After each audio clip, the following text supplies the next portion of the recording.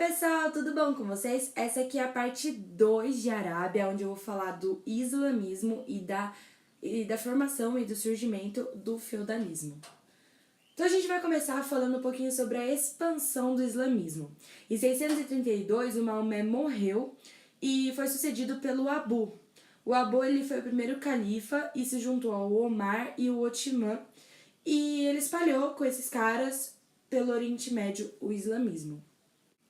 Então, em 660, o Muawiyah Omíada, não sei como fala isso, deu um golpe e criou os califas omíadas, que formaram uma dinastia até 750, e a capital política do Islão foi mudada para Damasco.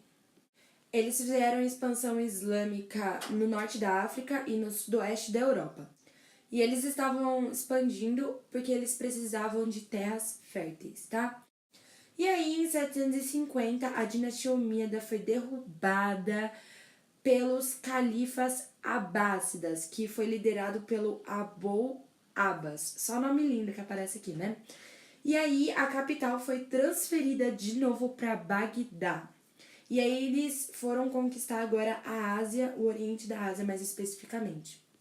E aí a gente precisa falar um pouquinho sobre as consequências dessa expansão. Como eles dominaram o norte da África e o sul da Europa, eles tinham um controle muito grande do mar Mediterrâneo.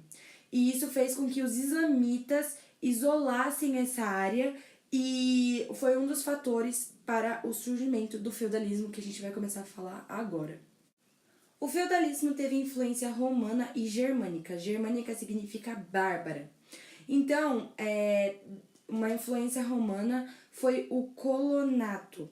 Colonato era simplesmente um camponês que trabalhava na terra de um senhor e ele tinha direito à parte da colheita.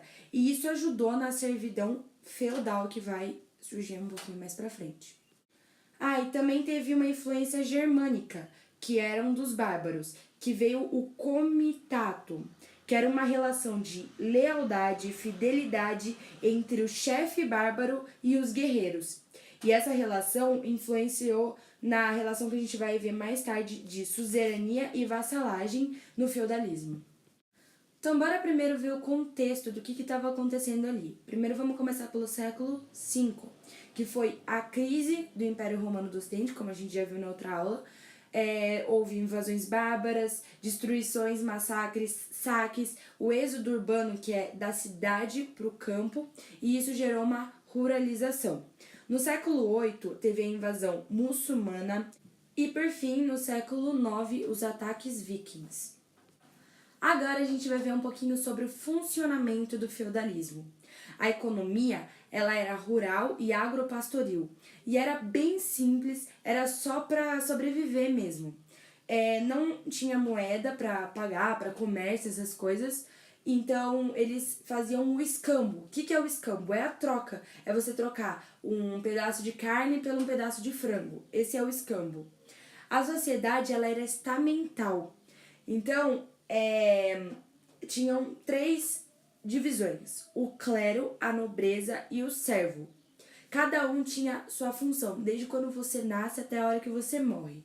O clero, ele só reza, ele nasce rezando e morre rezando. A nobreza era só para combate, então ela podia ficar em paz lá enquanto não tivesse guerra, tá tudo bem, mas na hora que tivesse alguma guerra, ela tinha que se pronunciar e tinha que ir lá para resolver os problemas. E o servo só trabalhava a vida inteira, trabalhava quase um escravo mesmo. Então é muito importante a gente falar um pouquinho sobre o trabalho desse servo. O feudo ele era dividido em 2 partes, no manso senhorial e no manso servil. O manso senhorial ele era a parte onde o senhor feudal morava. Lá tinha terra mais fértil, era menor que o manso servil, mas tudo que era plantado ali ia direto para o senhor feudal. Já o manso servil era maior, aí você pensa, nossa, que generoso, deixou a parte maior pro servo.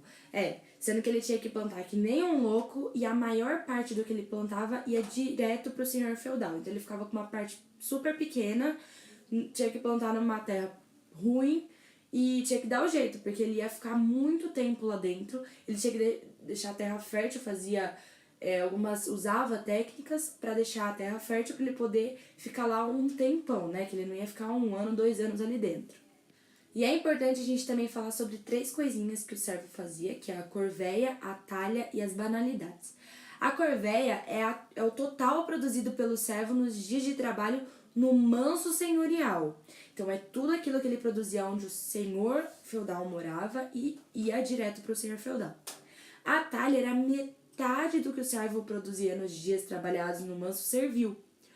Então, metade do que o servo produzia no manso servil, que era onde ele morava, ia direto para o senhor feudal. E também tinham as banalidades, que eram uns impostos costumeiros que o servo pagava pelo uso de instalações de dentro do feudo, como moinho, forno. Então ele podia usar, mas daí, por exemplo, se ele fizesse lá alguma coisa no forno, um pouco tinha que deixar do senhor feudal. Então tudo que ele usava, tudo que ele fazia, ele tem que deixar sempre um pouco pro senhor feudal. E finalmente, para acabar, nós vamos falar um pouquinho politicamente como funcionava o feudalismo. Existia uma relação entre o senhor feudal e o nobre. O senhor feudal dava benefício de terra e feudos para o nobre, e o nobre tinha que fazer uma homenagem, um ósculo, que era um beijo, um ritual com o senhor feudal, para um juramento de fidelidade. E existe também a relação de suzerania e vassalagem, que eu já falei lá no começo e agora eu vou explicar mais bonitinho o que é. O suzerano, ele empresta uma parte da terra pro vassalo, como se o vassalo fosse um caseiro, sabe? Que você deixa lá na praia e esse caseiro, só que nesse caso o caseiro ele é mais pobre do que a gente tá falando aqui.